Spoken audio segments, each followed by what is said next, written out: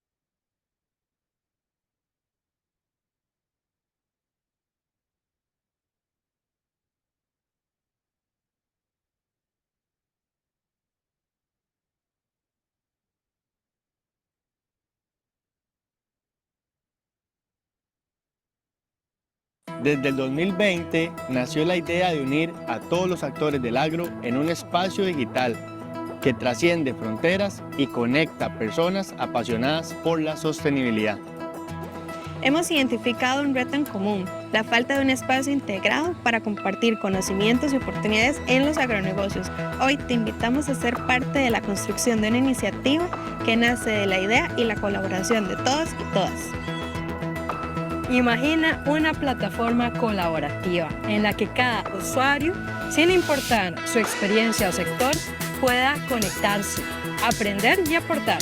Un espacio que integrará funciones esenciales, como un directorio dinámico que facilite la conexión entre personas y organizaciones, perfiles sincronizados como LinkedIn para mantener actualizados los logros y experiencias, así como también secciones para compartir eventos, ideas, oportunidades laborales, cursos y conocimientos.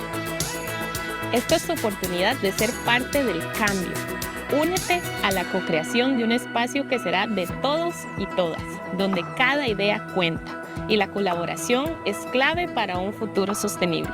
Participa, comparte tus ideas y da forma a esta plataforma. Busca en las mesas del evento nuestro código QR y escanéalo con tu celular.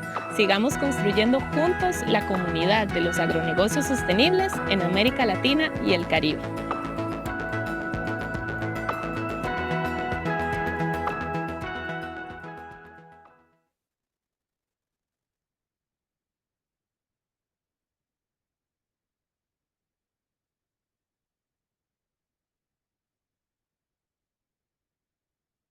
Muy buenos días nuevamente. Gracias por atender puntualmente este segundo día de actividades de Agromira. Nos alegra mucho contar con su presencia, tanto las personas que están acá en el campus, así como las personas que nos siguen virtualmente. Como parte de nuestro compromiso con la sostenibilidad, le recordamos que Agromira está implementando acciones para optar por el galardón Bandera Azul Ecológica. Por eso, durante el día les pedimos reducir el uso de plásticos de un solo uso, disponer correctamente los residuos y hacer un uso responsable del agua. Pequeñas acciones que generan un gran impacto si las hacemos en conjunto. Y para quienes se integran hoy, presencial o virtualmente, y les invitamos a ver un breve video que ya lo pasamos anteriormente. Disculpen la molestia. Aprovechamos para agradecer una vez más a quienes hacen posible esta plataforma: Geotecnologías, Almacenes AV, Funde Cooperación para el Desarrollo Sostenible y la Delegación de la Unión Europea en Costa Rica, así como Southwest Airlines. Y por supuesto a todos los aliados estratégicos que han aportado desde distintos frentes para enriquecer este espacio colectivo. Damos inicio a la tercera sesión de fondo de Agromira 2025, titulada Estrategia de Pagos de Deuda por Biodiversidad, a cargo del expositor Gustavo Manrique Miranda. Para moderar este espacio nos acompaña una mujer referente en sostenibilidad e innovación social, con una profunda trayectoria internacional y una mirada transformadora sobre el desarrollo. María Inés Miranda es ingeniera forestal y socia fundadora de Innovatur, una firma que conecta inversiones de impacto con emprendimientos sostenibles en América Latina. Actualmente es Trustee de Three Sisters, una organización con sede en el Reino Unido que promueve la restauración ecológica y el liderazgo femenino. Con más de 20 años de experiencia en desarrollo sostenible en 27 países, entre África, Asia y América Latina, María Inés ha liderado procesos de formación, certificación y fortalecimiento de capacidades en sectores como la agroindustria, minería y vitivinicultura. Apasionada por la innovación social, integra el arte, el diseño y la gestión ética para abordar desafíos globales, defender los derechos humanos y promover nuevos modelos económicos regenerativos. Ha sido coordinadora regional del Programa Internacional de Capacitación en Gestión Sostenible, es parte del claustro de profesores de la Maestría en Gestión de Agronegocios y Mercados Sostenibles del CATIE y forma parte del programa BOW, que impulsa a la nueva generación de mujeres en alta dirección empresarial. Antes de darle la palabra, les recordamos la dinámica para el espacio de consultas. Tanto las personas presentes como quienes nos siguen virtualmente pueden enviar sus consultas nuevamente, como les comunicaba ayer, acerca del formulario que está en línea y que pueden también activar con el código QR proyectado en unos momentos en la pantalla. Si alguien necesita apoyo, nuestros voluntarios con camisas verdes estarán pasando con tarjetas físicas para recoger sus preguntas. Se seleccionarán, como ayer mismo también lo hicimos, algunas pocas para aprovechar el tiempo del moderador. Recibamos con un fuerte aplauso a María Inés Miranda, quien moderará esta sesión y nos presenta al expositor invitado. Un aplauso.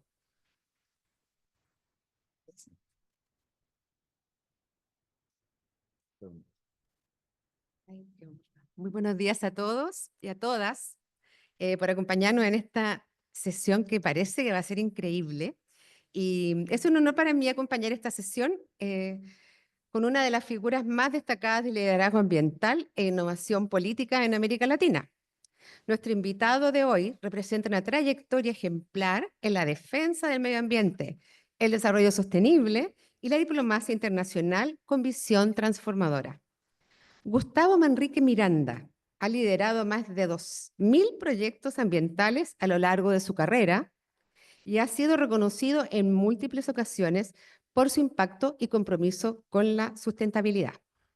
Fue ministro del Ambiente, Agua y Transición Ecológica en Ecuador entre el año 2021 y 2023, donde logró aumentar en un 42% las áreas protegidas del país y declaró la emblemática Reserva Marina de Hermandad en Galápagos.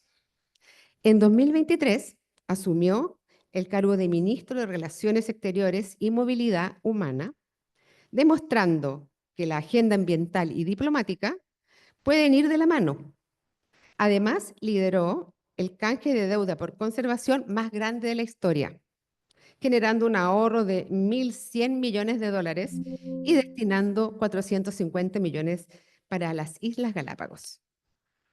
Gustavo es también fundador de los Premios Verdes de América Latina y el Caribe, una plataforma que amplifica los proyectos sociales y ambientales más relevantes del continente, y es embajador de buena voluntad del ICA. Ha sido reconocido como uno de los 100 líderes más influyentes en cambio climático en la región durante 4 años consecutivos y en 2022 fue nombrado Champion of Nature por el Foro Económico Mundial. Hoy nos acompaña para compartir la experiencia de Ecuador en estrategias innovadoras de pago de deuda por biodiversidad y cómo éstas pueden generar impactos reales en la conservación, la economía y la justicia climática. Con ustedes, Gustavo Manrique Miranda. Gustavo, el escenario es tuyo. Bienvenido. Muchas gracias. Wow. Buenos días. Gracias por esa presentación. Al igual que Jordi, me da un poco de vergüenza cuando la escucho, pero bueno, también hay otro lado que a veces no se cuenta cuando lo presentan a uno. Ayer le contaba a don Luis Pocasangre, yo estuve en 6 escuelas, en 10 instituciones educativas, y no porque tengo muchos títulos, sino también hay otra parte de la vida muy convulsionada, pero bueno, en estos escenarios siempre eligen lo mejor. Así que muchísimas gracias a quien hizo ese currículum. Luis, no puedo comenzar esta intervención sin 2 cosas.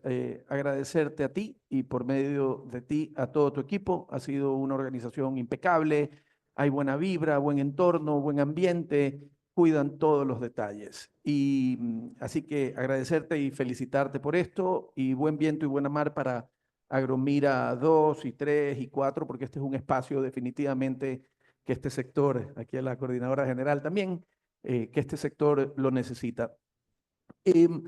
Yo vengo a tratar de compartir con ustedes y convencerlos que nuestros países latinoamericanos son tan ricos como cualquier país rico del mundo. Piensen en Suecia, piensen en Suiza, cualquier país nórdico, en China, en Japón, en el que ustedes quieran pensar. Cualquier país nuestro es igual de rico que ellos, con una sola diferencia. Nuestra moneda no es el peso mexicano, no es el colón, no nosotros antes el sucre, cualquier moneda latinoamericana. Nuestra moneda es la biodiversidad. Y vengo, como siempre, en mis charlas me gusta hablar de experiencias personales, no de teoría, sino cosas que la teoría está bien, van a ver cómo refuerzo en algún momento el rol de la academia en esto, pero vengo a compartir una experiencia que la viví de fondo. Iremos navegando la presentación de lo general y vamos a terminar en lo más específico posible y en donde quiero que vean desde cada ángulo de ustedes, porque yo vengo a compartir un tema por sobre todo en conservación marina, pero esto se puede hacer en agricultura, se puede hacer en agua dulce, se puede hacer en páramos, se puede hacer en cualquier escenario en donde tengamos biodiversidad. Entonces, vengo a compartir con ustedes una creencia personal que la demostramos con un acto concreto en donde somos tan ricos como cualquier país rico del mundo, con la diferencia que nuestra moneda es la biodiversidad. Comencemos un poco con ciertos números de nuestra región. Nosotros tenemos el 30% de las reservas de agua dulce del mundo en un territorio en donde solo vive el 8% de la población mundial.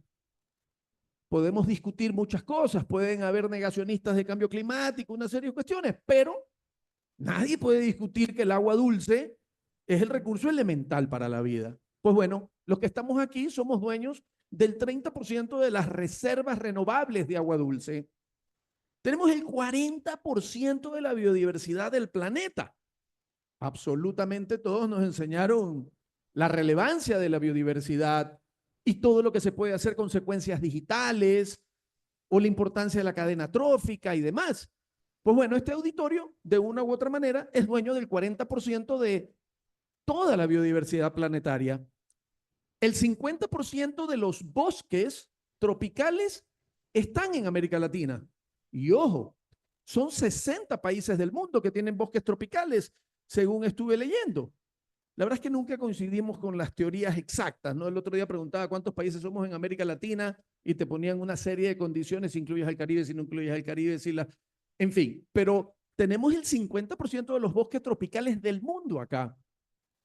Y 5 de los 10 países más megadiversos, que es una lista de 17, 5 de esos 10, ustedes conocen el concepto de Pareto, están en esta región. De hecho, un paréntesis, cuando fui canciller, propuse al mundo, reuní a los 17 cancilleres de los 17 países más megadiversos del mundo y les dije, la OPEP, la Organización de Países Exportadores de Petróleo, existe para poner las reglas del juego del mundo en petróleo, los volúmenes, la tecnología, los precios, los inventarios y demás. Y les propuse, ¿por qué no creamos la OPAME? ¿Y qué es la OPAME? La Organización de Países Megadiversos, en donde los 17 nos pongamos de acuerdo en el valor ecosistémico del que todos estamos acá. Finalmente, la geopolítica, que esa pudiera ser otra charla en algún momento, querido Luis, funciona. Y nos bloquearon desde un país latinoamericano. Pero nos reunimos con los 17 países, el presidente Lazo lo lanzó y avanzamos en notas de concepto y demás. Pues bueno, 5 de los 10 más grandes, son 17 en total, están en América Latina. ¿Qué otras características tiene América Latina? Están el 20% de las reservas del petróleo del mundo acá, el 30% de los bosques primarios, el 25% de los metales estratégicos del mundo y el 50% de las exportaciones regionales dependen de los recursos naturales. Quiero ir aprovechando para lanzar, ya lancé el concepto de OPAME, ¿no? Yo creo en la explotación minera. Si no fuera un gran hipócrita, no pudiera tener este puntero, este micrófono, mi chaqueta, estos botones. En fin, esta pantalla, todo viene de los minerales, todo viene de la naturaleza. Pero hay ciertas cosas que tenemos que replantearnos. El oro, el 68% de la explotación del oro va para convertirlo en respaldo de una moneda que se va a un banco en Suiza para respaldar tu moneda. Nada más incongruente que eso. Pero si ya está en una bóveda cuidada, y en la explotación del oro y en todo mineral tienes dos grandes fases, exploración y explotación. En la exploración, de cada 200 volquetas, una puede tener 1 gramo de oro, ¿verdad? O sea, la probabilidad de saber dónde está tu yacimiento es bajísima. Pero una vez que sabes, una vez que hiciste un huequito chiquito, que es así, muchos huecos, pero chiquititos, y te dice, aquí hay oro, tienes 99.9% de certeza el oro que está abajo. Tenemos que replantear el modelo económico del oro, en donde todos los actores tienen que participar, el que hace la exploración, el que lo encuentra, el que le pone el valor, el que crea los bonos del oro, el Banco de Suiza, pero bajo tierra. ¿Para qué lo explotamos? ¿Para qué compramos esos problemas sociales? Para convertirlo en un lingote que se vaya a respaldar el 68%. Perdón, para que se vaya a respaldar la moneda. Es el 68% del oro explotado. Otras son joyas y demás, y otros que se necesitan de nuevo para este puntero, para el celular, etcétera, ¿verdad? Pero son modelos que tenemos que replantearlos y que siempre hay oportunidades para América Latina. ¿Qué otra característica tiene América Latina? Aquí me he permitido hacer un cuadro de deuda externa en donde lo he sacado en porcentaje del PIB por región. Y miren, nosotros en América Latina y el Caribe, es decir, la gran mayoría de los que estamos acá, tenemos el mayor porcentaje de endeudamiento en relación al PIB. Entonces, esto representa un gran dilema porque el PIB, ¿cómo se mide? El PIB es básicamente las riquezas que extraes, ya sea por exploración o por explotación o producción, que le agregas un determinado valor. Pero el PIB también está mal planteado en el mundo. Porque si esto lo llevamos al PIB de una empresa, el PIB es la mayor medida que nos enseñaron para medir riqueza. Es como que yo soy un empresario y mido mi riqueza por el producto final que vendí, pero dejé vacía mi bodega. Yo soy pobre el día de mañana. Entonces ya Nueva Zelanda, increíblemente China, está metiendo, antes de decir la medida del PIB, está metiendo el Gross Ecological Product. Este es el GDP, ¿verdad? La medida de desarrollo. Ya están midiendo el GEP, Gross Ecological Product, antes del GDP o del PIB. Para saber, tengo que reemplazar mi inventario de lo que hice, ¿verdad? Pero estos son dilemas y desafíos que personalmente los veo como oportunidades. ¿Qué está pasando en la población mundial? O en la dinámica que finalmente repercute en la población mundial. Aquí nací yo, 1970. De hecho, mi cumpleaños número 55 fue el jueves pasado para los que me quieran mandar regalito todavía.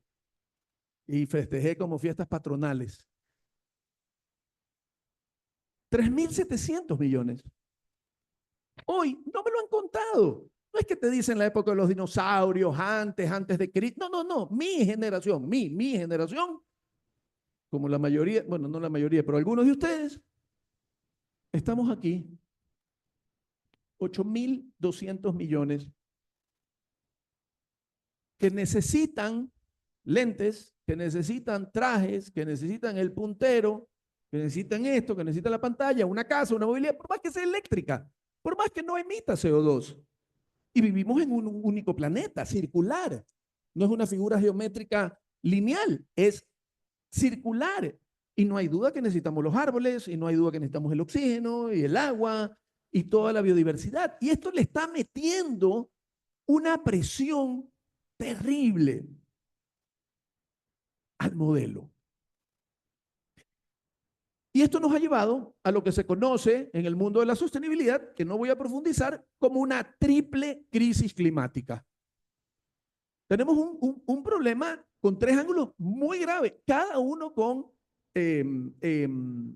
situaciones y repercusiones diferentes. Primero es una pérdida de biodiversidad, y ya hemos explicado, y ustedes conocen, lo que representa y lo que impacta en el ser humano el que perdamos la biodiversidad.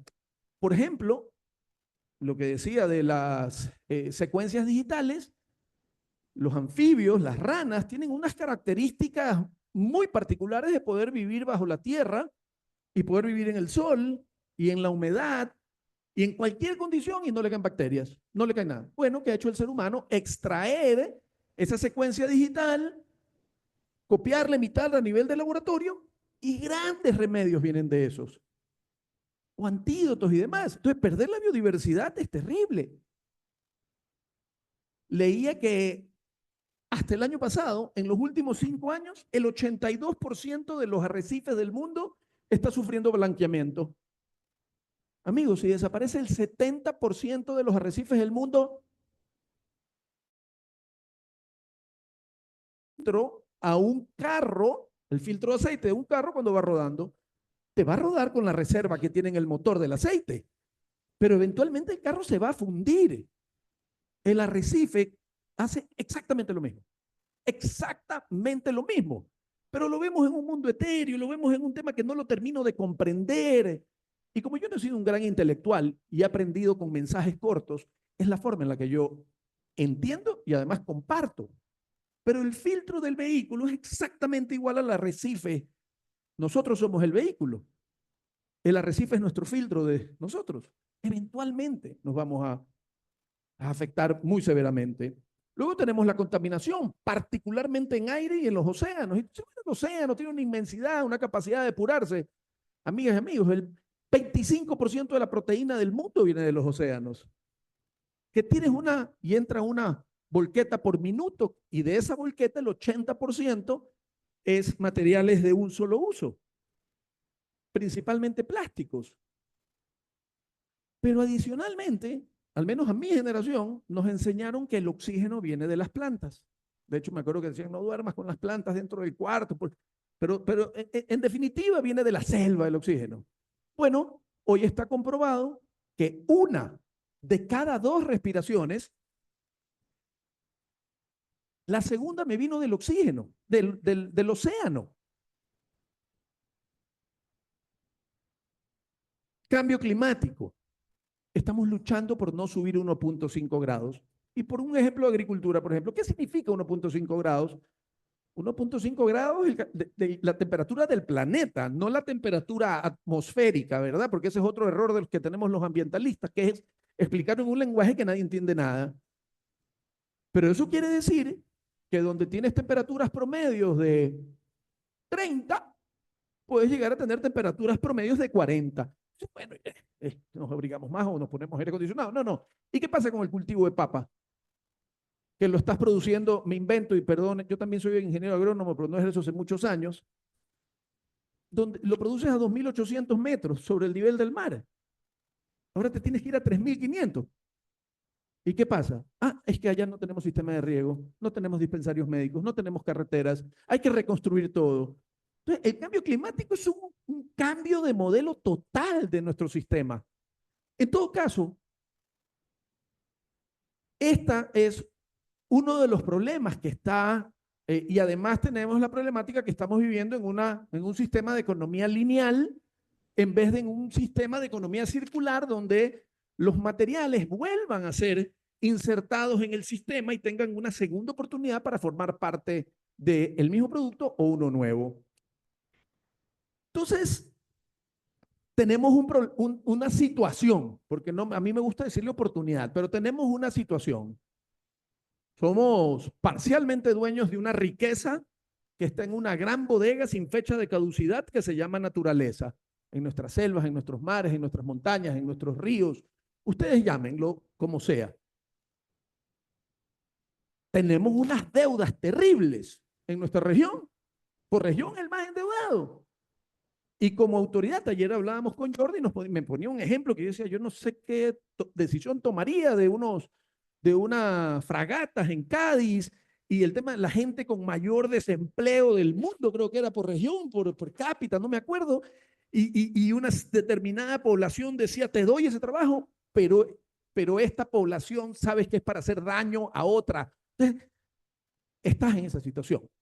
Mi ejemplo es un poco menos problemático, pero problemático en definitiva porque dices, bueno, soy dueño de la biodiversidad como región, tengo este sobreendeudamiento, me voy por lo tradicional, sacar oro, sacar minerales, explotar, sacar todos los peces y demás, ¿verdad? Entonces, voy entrando al ejemplo de Ecuador. Ecuador, al igual que lo suyo, pues tiene estas características. Tenemos 4 preciosas regiones, nuestra región amazónica, nuestra región de los Andes, en donde en pocas horas pues podemos estar en nieve y escalar. Tenemos nuestra costa del Pacífico continental y nosotros tenemos la bendición, al igual que Costa Rica, de Galápagos. Eso es un poco en términos generales. ¿Qué otros datos tenemos? Aunque les duela a algunos aquí, y hoy día me dio miedo porque decía, tienen que haber harto tico en esta sala. Mi segundo corazón es tico porque yo viví aquí, estudié en la EARTH, pero le consulté a ChatGPT y varias otras fuentes de consulta, pero Ecuador es el país número 1 en megabiodiversidad del mundo por kilómetro cuadrado. Hay unos que son más en mariposas, hay otros que son más en otros plantas vasculares y demás, pero Ecuador es el número 1 en megabiodiversidad del mundo.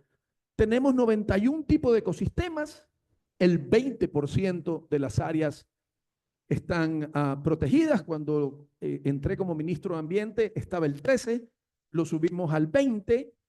¿Y cuál fue el motivador ahí? Le compartí a alguien en estos días, el 50% de la población rural del Ecuador toma agua con Escherichia coli, ergo heces fecales. Y los ingenieros dicen que la mayoría de soluciones de problemas están en el inicio de la cadena, no al final. ¿Cómo solucionas eso típicamente? No, pongamos una mega planta de tratamiento de aguas residuales.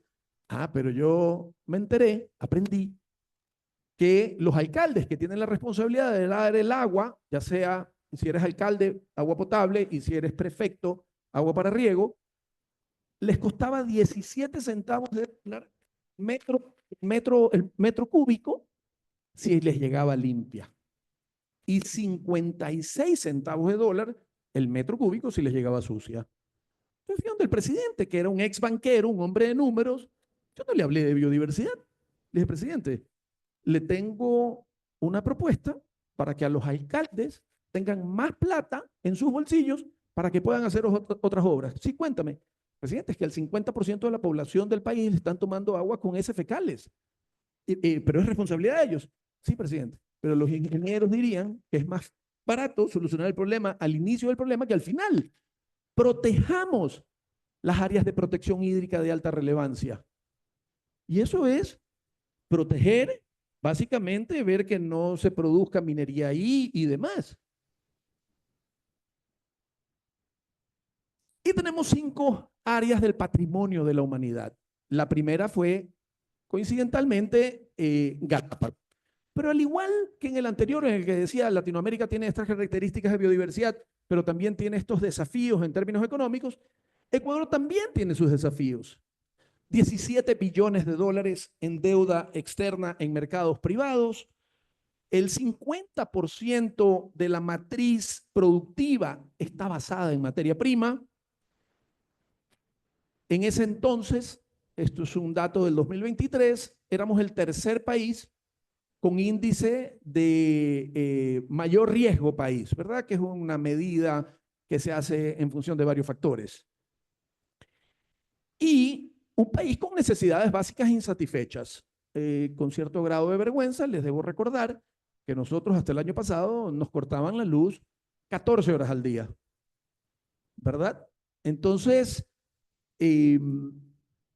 llegar con una propuesta de, oye, no produzcamos aquí porque se contamina o saquemos menos. Dice, oye, hermano, primero necesito toda la producción del mundo que necesitemos para que paguen impuestos, para que yo tenga plata para hacer obra. Entonces, ese es el escenario que quiero que nos vayamos adentrando. Galápagos, otro zoom in. Galápagos es una región oceánica, un archipiélago, a 1000 kilómetros de distancia de Ecuador. También sus características, 2.900 especies marinas, 18% son especies endémicas, es decir, que solo existen ahí, 15 mamíferos y 45 aves endémicas. ¿Qué significa Galápagos para el mundo? Es un centro de investigación científica. De hecho, la teoría de la evolución de Charles Darwin nace ahí. Esa es la relevancia. Es un laboratorio viviente donde se hacen cientos de experimentos de diferentes índoles ahí. Es un tema de captura de CO2. Hoy, el otro día leía un informe que decía las ballenas valen 3 millones de dólares. ¿Por qué? Por su rol ecosistémico de capturar el CO2 y dejarlo en su cuerpo, ¿verdad? Es una estación clave para especies migratorias para el Ecuador es provisión de alimentos y materiales e ingresos importantes. De hecho, es el número 1 para la propia Galápagos, el ecoturismo per se, ¿verdad?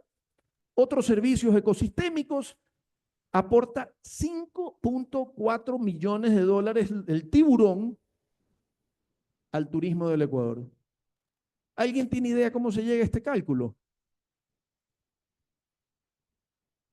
Cuando el presidente Lasso me dio la oportunidad de ser un servidor público, lo cual agradezco, el presidente me dijo, quiero entender la sostenibilidad, quiero que me explique más. Yo no lo conocía, esa mañana lo conocí. ¿Por qué es tan importante? Y le dije, presidente, ¿usted sabe cuánto vale una libra de marlin, de pez espada, en Costa Rica? ¿Y cuánto vale una libra de marlin en Ecuador? Le dije, mire, en Costa Rica una libra de marlin vale $750. Y una libra de marlin en Ecuador vale $3. Me dice, ¿qué? ¿Así de caro es Costa Rica? Le dije, no, presidente. El tema es que ellos decidieron crear una política pública que es prohibido matarlos, crearon un catch and release, inventariaron cuántos marlins hay más o menos, su biomasa en la zona pesquera de ellos y promovieron una industria de turismo de irlos a capturar y soltar. Y no entiendo cómo llegan los $750. Claro, es que en función de la biomasa, el tiempo que viven, los hoteles que rentan, el auto que rentan, el bote que rentan y la plata que gastan, por libra sacaron que un marlin vivo vale $750 por libra, mientras Ecuador vale $3 porque lo matamos y lo hacemos ceviche. Bueno, igualito es con el tiburón. No sé si es más adelante, hay una foto en donde está repleto de tiburones martillos y tienen tanto alimento que no te hacen nada.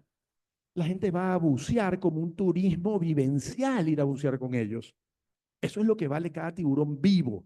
Porque muerto lo puedes, se come tiburón lamentablemente también y no les recomiendo que coman porque en la cadena trófica está en la parte más alta y acumula el mercurio de todos. Entonces todas las recomendaciones son que no comas tiburón. Hay $22.000 en captura de CO2 por hectárea de manglar y la gente está dispuesta a pagar más. Así como en el parque de Disney que pagas la entrada, acá pagas una entrada y según un estudio de la Fundación Charles Darwin estás dispuesto a pagar más. Este es un tema que recién salió del horno hace 3 días, de hecho, de aquí en Costa Rica, de ese mar, del corredor del mar, donde está, o de Panamá, me parece, perdón. Esto es Galápagos, y todas aquí están, lamentablemente no se puede leer bien, todas estas son las especies, ballenas, tortugas, tiburones, mantarrayas, etcétera, y ves cómo se van hasta México, regresan, pero aquí tú tienes un hub de especies migratorias. Cada una con su rol ecosistémico, cada una con su rol, aunque parezca lunático, de que nosotros estemos aquí. Cada una tiene un rol en el modelo de vida de cada uno de nosotros. Y tú ves que Galápagos, evidentemente dentro de este hub, representa el núcleo de la importancia. Más más acasito está Coiba, ¿no? De ahí se van para Panamá, a Colombia y finalmente regresan. Esto es lo que está pasando en la dinámica de las especies migratorias.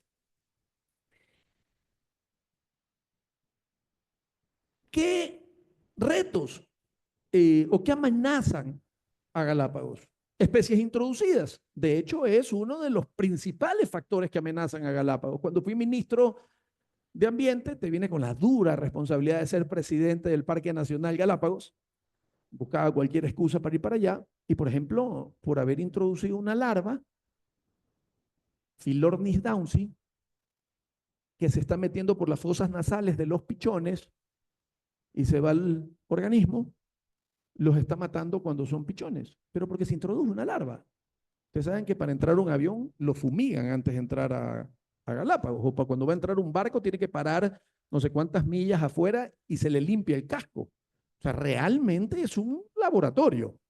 Bueno, se nos introdujo una larva, Phylornis downsii, y estamos tratando de encontrar la cura o el combate a eso, pero si no la encontramos en los próximos 10 años, se nos van a desaparecer el 70% de las especies de aves terrestres de Galápagos, ¿verdad? El cambio climático, que ya lo expliqué un poco más, todo lo que puede pasar con los arrecifes y demás, la contaminación, les cuento una anécdota, fui a hacer una limpieza Ecuador tiene ley de plásticos de un solo uso, tiene ley de economía circular. Galápagos, prohibición de ingreso de plásticos.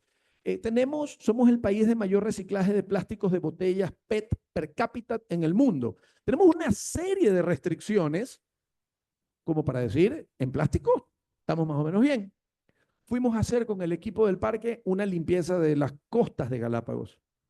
Con todo esto que les digo, el 83% del plástico que recogimos era de otros continentes. El 16% de Ecuador continental y el 1% del propio Galápagos. Entonces tenemos problemas locales que solo con soluciones globales se pueden atender. Otro zoom in. Y tenemos un problema de una flota pesquera ilegal, extranjera, que amenaza y presiona porque estamos repletos de biodiversidad, porque lo cuidamos y lo cuidamos bien. Somos un patrimonio nacional un patrimonio mundial de la UNESCO y nos hacen evaluaciones todos los años. Y si no cumplimos, nos la quitan. De hecho, hace algún tiempo estuvimos en riesgo. Entonces, ocurre esto. Aquí tenemos Ecuador continental, nuestra zona económica exclusiva, ¿verdad? Que son las 200 millas náuticas desde cualquier punto extremo de tu mapa. Y nosotros pues tenemos esta otra que es una bendición.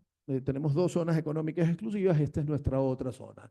Galápagos tiene estas 40 millas que solo los pescadores artesanales pueden pescar y en estas otras 160 donde puede pescar la flota ecuatoriana, ¿verdad?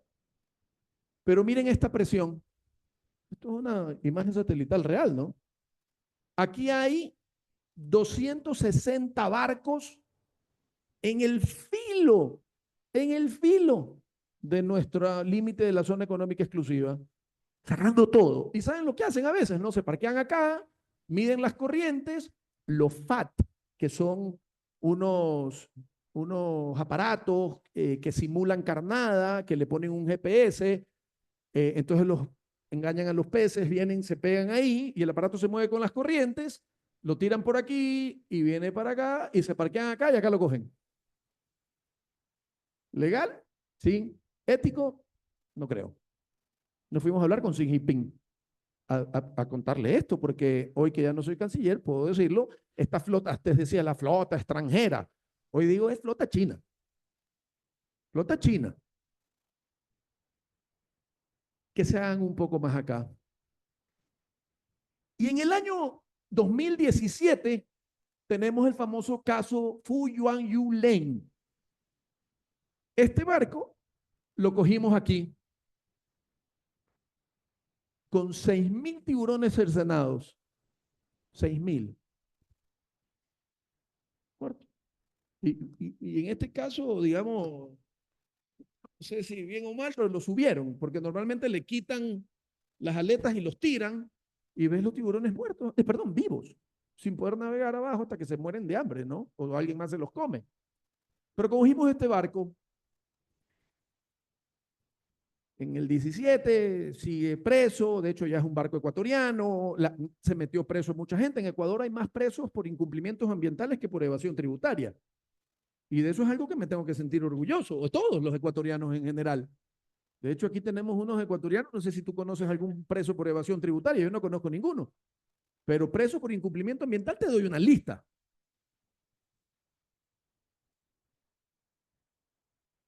¿Qué opciones tenemos entonces? La típica, asígnale recursos. Pero cuando estás en un gabinete, no de belleza, sino de ministros, y le dices al presidente, presidente, necesito 50 millones de dólares para proteger un área, ya, perfecto, ministro. Y de ahí habla pues, la ministra o el ministro de salud, y le dice, presidente, yo necesito 50 millones también para salvar de la fiebre amarilla a 1 millón de niños. Ministro de Ambiente, discúlpeme, se lo tengo que dar a él. Y de ahí dice la de salud, la de educación, presidente, yo también necesito 50 millones para meter en clases a 1 millón de niños, que es lo que los van a educar para que no les dé la fiebre amarilla. Y le dice a la de salud, a la de educación, a la de salud, perdón, no te los puedo dar. Esa es la realidad de los gabinetes ecuatorianos, de los gobiernos ejecutivos ecuatorianos. La plata no alcanza, es un gran Titanic con 1 millón de huecos. Y tienes que priorizar. Alguna vez, me voy a coger un poquito de tiempo de las preguntas, ¿ya? alguna vez invité a Carlitos Páez, el sobreviviente del avión de los Andes del equipo de rugby. En ese entonces sacaron una película que se llamaba Alive. Ahora sacaron una nueva película que se llama La Sociedad del Hielo. Y lo invité para dar una conferencia. Y me lo invité a almorzar.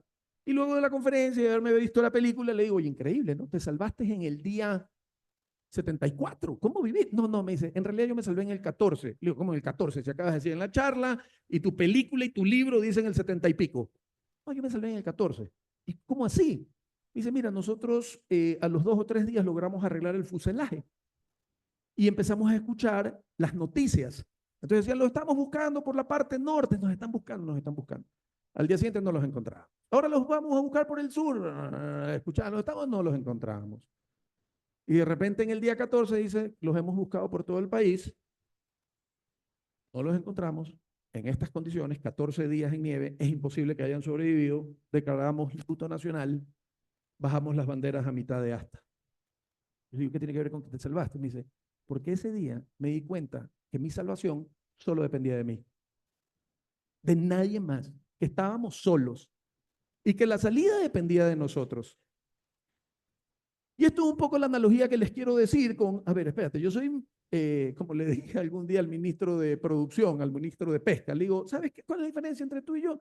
Que tú eres el ministro de los pescados y yo soy el ministro de los peces. Esa es la diferencia entre tu ministerio. Estoy cada uno y yo estoy en el día 14 y voy a buscar los recursos internacionales porque aquí yo comprendo que políticamente o lo que sea, o éticamente, es mejor darle los recursos a un niño que a una ballena, ¿verdad?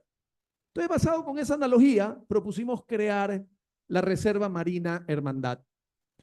Y hicimos este corredor que conectó con Costa Rica, ya les enseñé el flujo migratorio, pues vino una serie de gente internacional que lo apoyó. Luego de eso, basado en este concepto de conectividad que les comenté, Panamá, Costa Rica, Colombia, inclusive ahora salieron unos datos de México, de hecho un dato interesante, las especies endémicas de Galápagos que yo les decía, en estado juvenil el tiburón se va a Panamá a refugiarse en los manglares 2 o 3 semanas y de ahí regresa. Entonces ese endémico es medio, tenemos problemas locales que solo con soluciones globales, ¿verdad?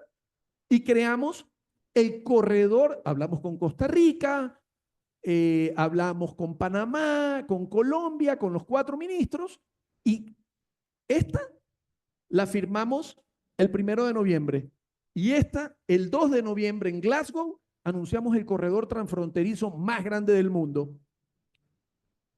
Pero esto necesita recursos, ¿verdad? Poner agentes observadores, satélites, barcos, aviones, fragatas, una serie de cosas, porque si no es un saludo a la bandera. Entonces, hay muchos mecanismos, hay nueva emisión de deuda, hay recursos propios, hay una serie de cosas. Nosotros optamos por el canje de deuda. Y el canje de deuda es básicamente que tienes una deuda en una determinada condición, haces una reestructuración con todos los tenedores de esa deuda, tus acreedores. Esa situación que está basada y amparada por haber hecho esto, te da un pago aliviado y adicionalmente, esta palabra es importante porque me presentaron, y es correcto y te agradezco, que conseguimos un ahorro de $1.100 millones, es 1.126, no hay problema. Y los 450 millones es adicional en donaciones por gente a apoyar este tema, ¿verdad?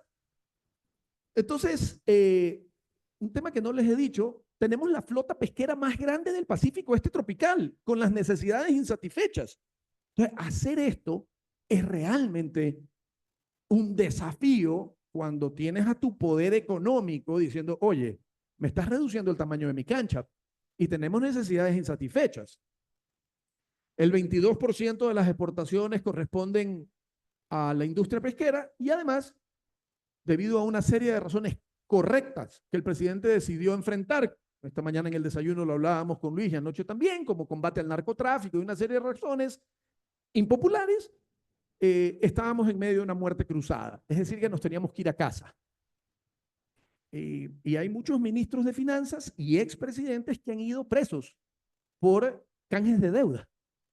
Entonces, el escenario era terrible para hacer esto. Pero cuando estás convencido, y como dice Henry Ford, cuando tú empiezas a ver los problemas, son esas cosas horribles que empiezas a ver cuando pierdes de vista tu propósito, ¿verdad? Entonces hicimos el mayor canje de deuda por naturaleza, compramos 1.626 millones de dólares en el mercado, que los tenían a 7 años, 12 años y 17 años, con tan solo 656. ¿Cómo? Porque el gobierno de Estados Unidos nos dio un PRI, que es un Political Risk Insurance, en donde el nuevo bono, detrás del bono dice, si Ecuador no te paga, te pago yo. Entonces, un tipo que tiene esto de aquí, solo de Ecuador, que dicen, oye, te lo cambio por uno que tiene el sello del águila, que si Ecuador no te paga, que tiene el del cóndor, entonces la gente cambió, hace swap o conversión de deuda. ¿Sabes qué? Pájaro en mano que siento volando. Entonces se quedaron con 656 y nos devolvieron la deuda original en estas condiciones. Entonces conseguimos un ahorro de 1.126 millones y una donación adicional de 450. Y pasamos de 7, 12 y 17 a 18 años. Hay 5 factores claves de éxito, perdón, 6, que los voy a pasar muy rápido porque ya me sacaron una tarjeta roja. Y esto es lo que tienen que llevarlo hacia sus comunidades, hacia sus industrias, porque esto es replicable para educación. Esto es replicable para agricultura. Esto es replicable para el cuidado del agua. Esto es replicable para una cultura determinada. Lo que tienen es que identificar la situación, juntar los actores, motivar a todo el mundo y seguir. Pero ¿qué fue clave para que esto se haga? Una sociedad que defienda la causa. El pueblo de Galápagos y Ecuador quería esto. Entonces venía, como dicen en Estados Unidos, from bottom to top. No venía from top to bottom, venía desde las bases y eso era lo que construía. El segundo factor clave de éxito, mis conversaciones las dirigía con la mayor flota pesquera del Pacífico Este tropical, que además parece anécdota, pero es real. Los 2 vecinos del presidente eran los 2 industriales más grandes. Entonces yo en la mañana avanzaba 2 pasos y en la noche entre ellos 3 con un whisky yo retrocedía. Pero solo el convencimiento del presidente hizo que eso se haga. Pero la academia me dio todos los datos para revertir sus preocupaciones. El tercero es el consenso. Mi primera conversación fue la credibilidad con los pescadores. Les di la mano y les dije, nada te vas a enterar por los medios de comunicación. Todo, te guste o no te guste, primero te enteras por mí. Y tendrás chance al pataleo. Pero confía en que no va a hacer nada a tus espaldas. Y eso seteó unas reglas del juego. En esa foto que les enseñé están los pescadores creando la reserva marina. El otro es un modelo financiero que lo expliqué someramente, pero es un modelo financiero de una arquitectura única, mucho más complejo que los 4 datos que puse ahí. El otro es el liderazgo. Yo fui un facilitador, el catalizador de esto, pero el liderazgo es del presidente Guillermo Lasso. Sin el plumazo y el banderillazo de él, esto no se hacía. Y finalmente, la comunicación. Hay que cacarear más que gallina. El último mes me tocó ya de canciller. Entonces creé un chat con todos los embajadores y todos los cónsules. Y contraté un sistema que se llama PR Newswire que me monitorea todas las noticias que uno quiere del mundo. Entonces me hicieron un mapa de calor en donde me salía más blanquito donde no se había comunicado y se iba poniendo más azulito donde se había comunicado. Entonces yo me despertaba en el chat grupal donde estaban todos, los quemaba horrible y le decía a mi embajador en India, le decía, oye, embajador de India, ¿por qué amaneciste blanco en tu mapa con la... No, mañana doy una rueda de prensa, mañana doy... Entonces, el éxito no es una casualidad, el éxito se trabaja, ¿verdad? Pero la comunicación, y eso, comparto, ya voy cerrando, comparto algunos logros. Aquí dice un tiburón, pero en realidad son muchos tiburones, tagueamos, y miren, son inteligentes también, eligen la ruta del corredor de la reserva transfronteriza para ir a comerse un gallo pinto a Costa Rica, aquí está Coco Island, regresar, y ya los barcos no pueden pasar por aquí. Esto es Costa Rica, ¿no? Entonces, estamos felices que nuestro objetivo de conservación por rutas migratorias se cumplió. El otro, no le paren bola a los dólares, pero sí a las toneladas métricas. Hubo un crecimiento el año pasado, porque tienes el concepto cuando creas reservas de overspill. Así como te enseñó el tiburón, ellos van y se reproducen ahí también, pero luego crecen tantos que se van para los lados. Tenemos un crecimiento. Miren pasamos de 20.000 toneladas métricas a 29.000. No, porque también el de dólares, que aquí hay un error, me falta un cero, puede ser engañoso porque depende del precio del mercado. Pero aquí en toneladas es toneladas, es el número de peces. Nosotros luego hicimos el mismo concepto con el corredor amazónico. Y creamos un nuevo corredor amazónico, el otro fue en el agua, donde incluye temas agrícolas. Y la buena noticia de esto es que luego el presidente Noboa lo ha continuado. Nosotros creamos la parte de la biodiversidad y ellos terminaron el proceso financiero. Entonces aplaudo esa iniciativa de la continuidad. No sé si vieron y si no se las recomiendo. La semana pasada salió en Disney Plus un documental sobre esto. Que crean esto. Aquí está Bill Clinton, aquí está Duque, aquí está Sylvia Earle, para los que les guste está en el documental de Disney. Y eso genera más turismo y demás, pero fue un tema que no lo buscamos. Así que, premios que ha ganado, algún día les contaré de esta estrategia que se llamó Vitamina C. Entonces, concluyo diciéndole, al principio yo discutía con Luis diciéndole, Luis, yo que voy a ir a hablar de un canje de deuda de Océano, me decía, y finalmente me explicó la intención de invitarme acá, pero no quise dejar de compartir, de ver qué ángulo le podíamos dar a esto. Hay que transformar los sistemas alimentarios, los modelos en los que nos alimentamos en el mundo. Y ayer la presentación de la directora del BID, de la vicepresidenta del BID, fue extraordinaria. Si lo hubiera visto antes, hubiera incluido algunos datos, pero estos son algunos datos que también los compartió ella ayer, esto se los vi a Arturo Condo. Estos pueden ser algunos motivacionales para que cada uno de ustedes, desde su ángulo, empuje mecanismos de conservación mediante el rompimiento del paradigma en el que tienes que explotar el recurso biológico para ser rico. Nosotros demostramos que hicimos uno de 1.600 millones de dólares por naturaleza, en este caso de biodiversidad oceánica. Luego el de agricultura, el de la Amazonía, y hay otros motivadores. Estos de acá que le decía, que es cuestión de decirle, estoy dispuesto a hacer este cambio de matriz energética en agricultura, o estoy dispuesto a hacer esta protección de agua, pero restituyamos una deuda en el mundo.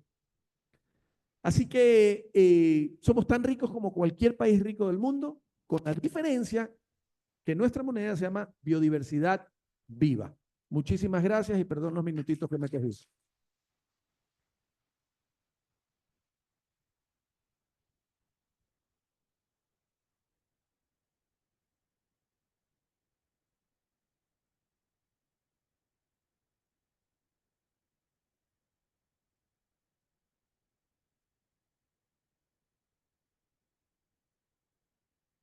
No, yo la cargo, suelta. Uno, dos.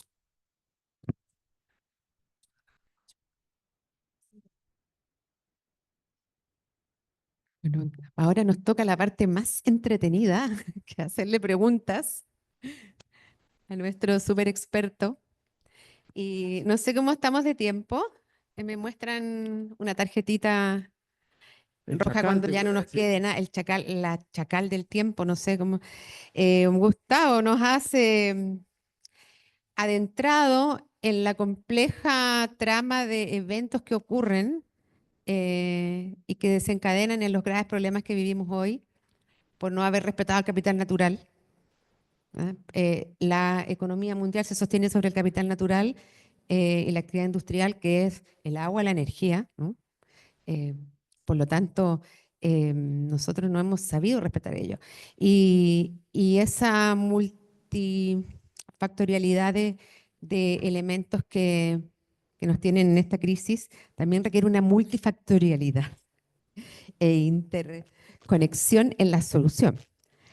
Entonces, en tu experiencia como ministro del Ambiente del Ecuador, ¿cuáles fueron los principales obstáculos y aprendizajes al implementar políticas de sostenibilidad? ¿Cómo fue traer a todos los actores y cómo fue convencer al sector privado, pesquero, muy potente, ¿no? Muy casi imposible de negociar. ¿Cómo lograste articular y cómo se te ocurrió un mecanismo financiero para beneficiar la conservación de la biodiversidad? Déjame comenzar por la última parte de cómo se me ocurrió. Quiero decir que esta idea no es mía. La autoría de la estructura financiera no es mía. Los mecanismos de canje de deuda han existido por décadas en la humanidad.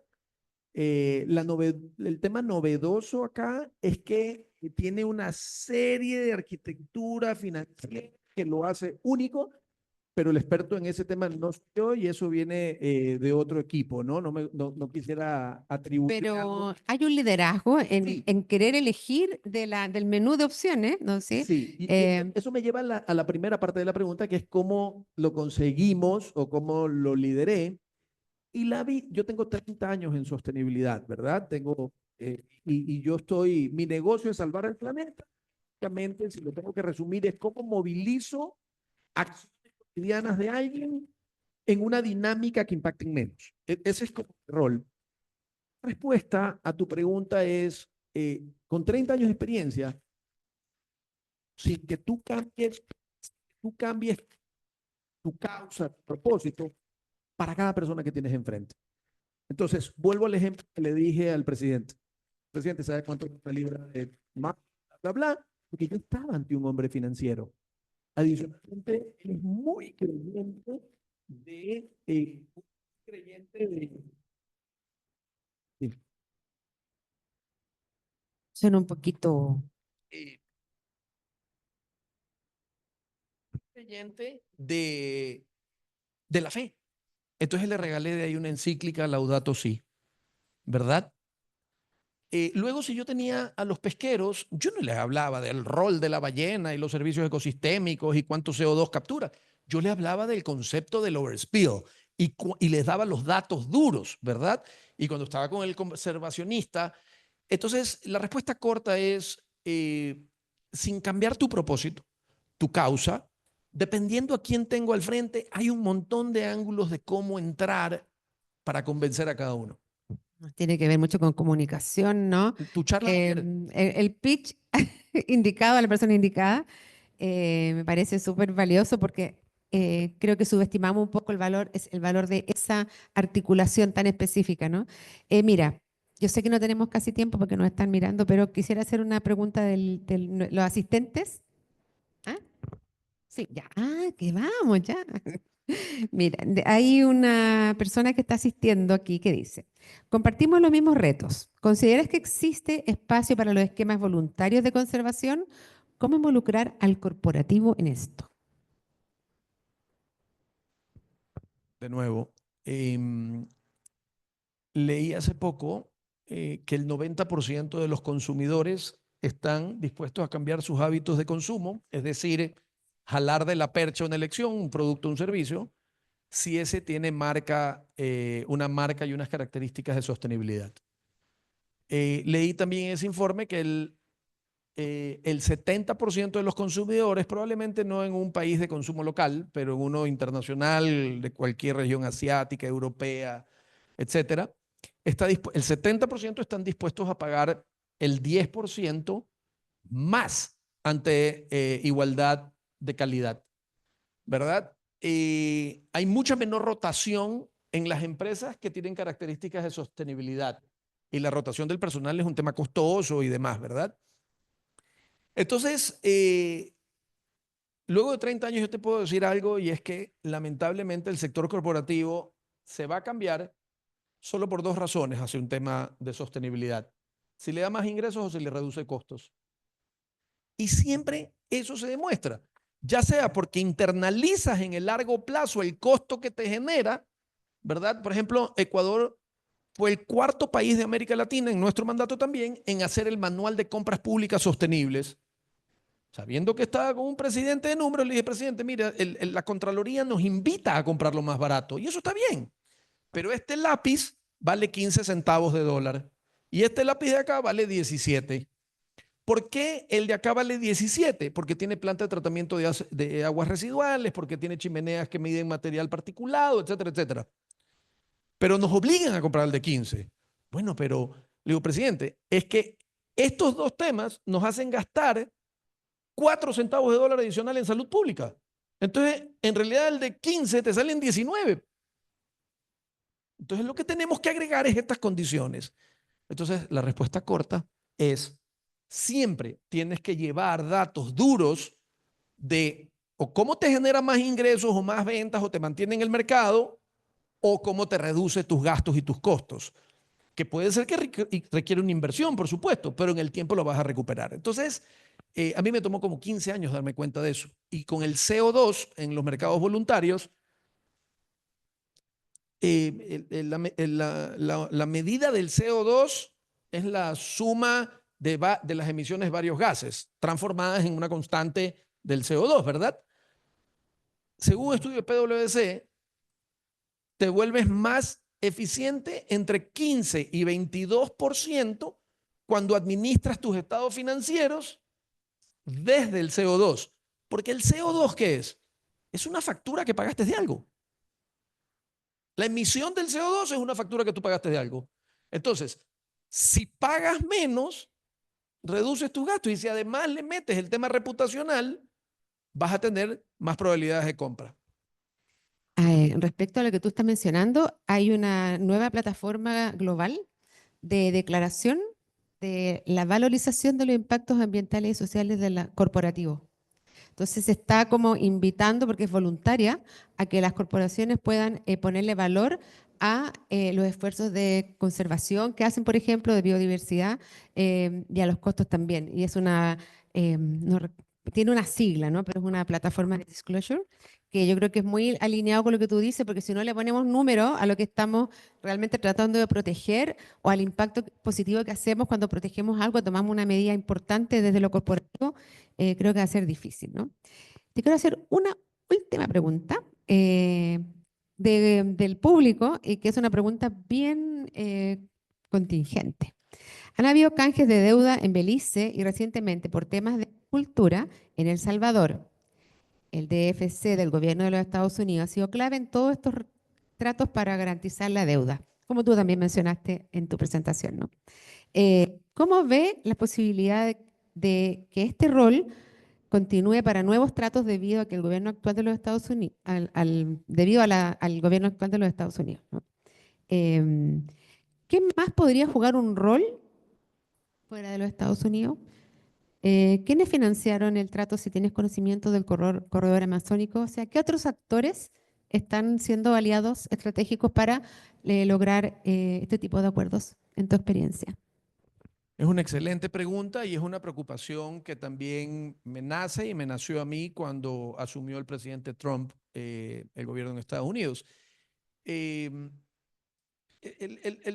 Estados Unidos, que ha sido el principal actor, que es el DFC, el Developing Finance Corporation, que es quien te da la garantía de riesgo político, en el que dice: si ese país, que es el emisor de la deuda, no te paga, te pago yo, porque yo estoy contento por los temas de conservación que está haciendo.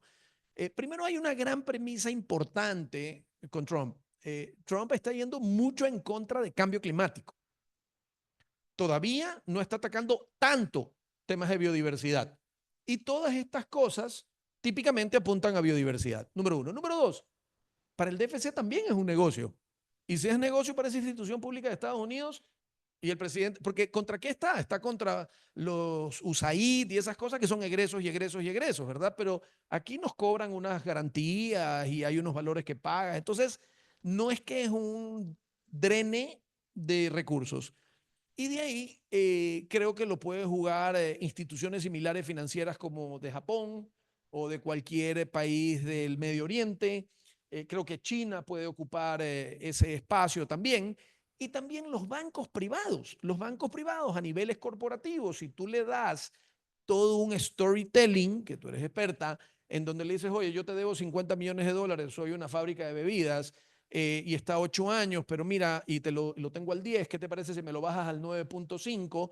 Me voy a ahorrar 5, pero sí, del 5 te propongo que la mitad yo lo invierta en conservación y nos sacamos todas las fotos juntas a lo largo de la historia. El banco privado lo va a hacer. Los bancos privados están emitiendo bonos temáticos también, y esa es parte del tema, ¿no? Entonces, y en el caso de la Amazonía, en el caso de Galápagos, la ONG que lideró este tema se llama Piu Bertarelli. En el caso de la Amazonía, The Nature Conservancy. En el caso de la parte oceánica, el banco fue el UBS. En la parte amazónica, el banco fue Bank of America. Entonces, ahí están los actores. Es cuestión de ir a empaquetar bien el concepto, tener credibilidad, ¿verdad?, en lo que se está diciendo, y tener mucha capacidad de negociación. Absolutamente, y creo que también, como tú mencionas, estos mecanismos, también hay otros mecanismos financieros que están apareciendo nuevos, opciones, los créditos de biodiversidad están gestándose, hay comunidades muy grandes trabajando en eso, o sea, creo que hay muchas comunidades tratando de encontrar soluciones para llevar realmente el capital a la naturaleza, a través del financiamiento de emprendimientos basados en la naturaleza, pero también en protección. Así que yo creo que tenemos un mundo gigante por delante y te queremos agradecer profundamente por tu gran experiencia, felicitarte por lo que has logrado, porque contar esta historia, claro, así que es fácil lo que logro, pero es que puedo imaginar lo que fueron las negociaciones y nos has inspirado mucho con esta charla. Te damos las gracias. Muchísimas gracias a ustedes.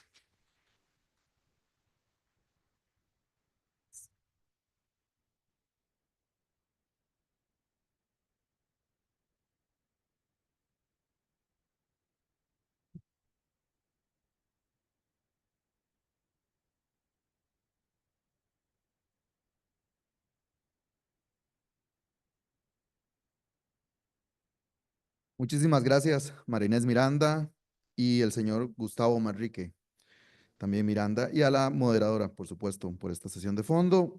Antes de continuar con las actividades del día, compartimos algunos avisos claves. Ahora da inicio el receso y el coffee break, el cual se realizará nuevamente en la escuela de posgrado dentro del área de la feria comercial. Allí mismo se desarrollarán el siguiente bloque, que es los talleres aplicados. Los voluntarios identificados con camisas verdes estarán disponibles para guiarles también.